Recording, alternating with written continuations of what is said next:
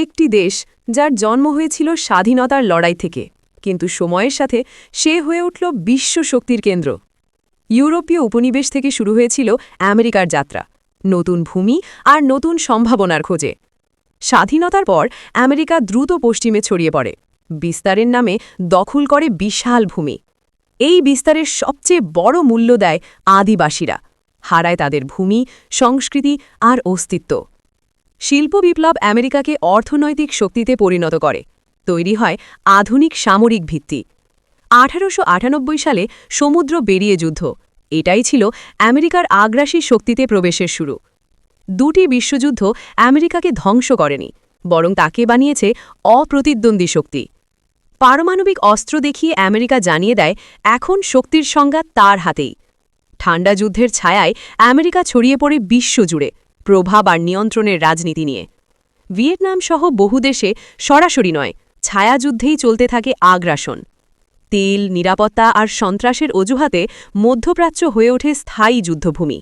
আজ আমেরিকার সামরিক ঘাঁটি ছড়িয়ে আছে পৃথিবীর প্রায় প্রতিটি গুরুত্বপূর্ণ অঞ্চলে। নিজেকে বিশ্ব পুলিশের ভূমিকায় বসিয়ে আমেরিকা নিয়ন্ত্রণ করে রাজনীতি ও অর্থনীতি। তবে প্রশ্ন থেকেই যায়, এটা কি নিরাপত্তা নাকি ক্ষমতার জন্যই? প্রকাশ্য যুদ্ধের বাইরে গোপনে বহু দেশে প্রভাব বিস্তার করে আমেরিকার গুপ্ত অভিযান।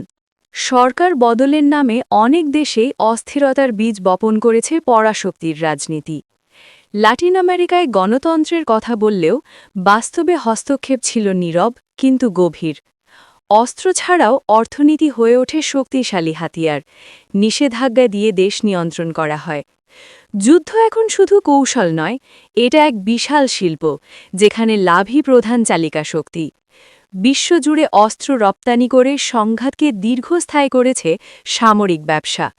জোটের নামে শক্তিকে সংগঠিত করে আমেরিকা বিস্তার করেছে বৈশ্বিক সামরিক প্রভাব। ড্রোন যুদ্ধ দূর থেকে চালানো হয়, কিন্তু এর প্রভাব পড়ে বাস্তব মানুষের জীবনে। নজরদারি এখন সীমাহীন, প্রযুক্তির মাধ্যমে নিয়ন্ত্রণ আরও গভীর হয়েছে।